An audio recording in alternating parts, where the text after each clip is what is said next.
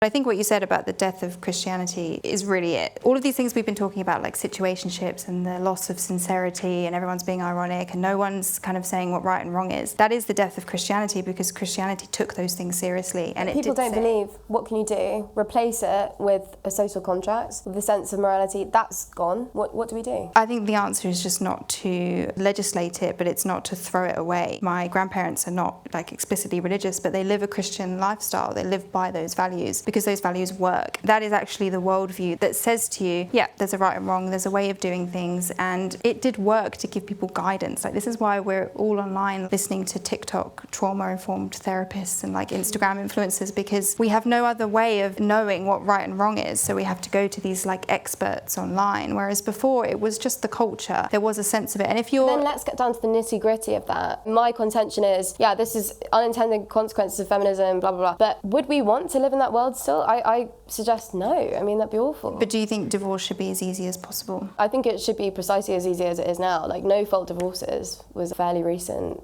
innovation, because it's always going to be women who bear the brunt of being forced to stay into unsatisfactory couplings, and I think that it's always women who bear the brunt, and that's yeah, but I think children bear the brunt of it now.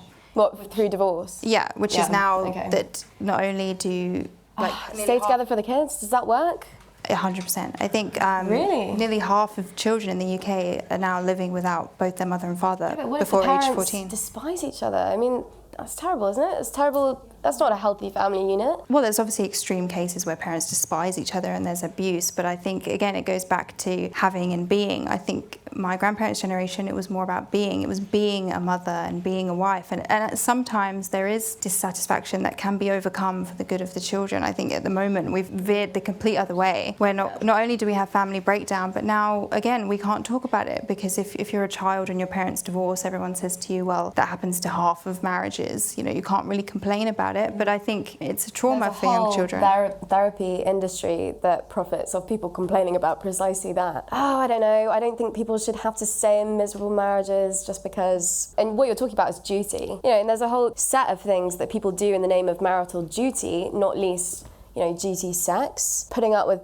your in-laws. But is duty an element of romance? I think from your story about the picking up at the airport. Yeah, but that's because you have an undying desire to do that because you're passionately in limerence with them. It's not because you kind of, you know, you've been with someone for 30 years and you don't really like them and you don't really fancy them. You're doing it. It can translate. Marriage and romance can overlap, but they are different things.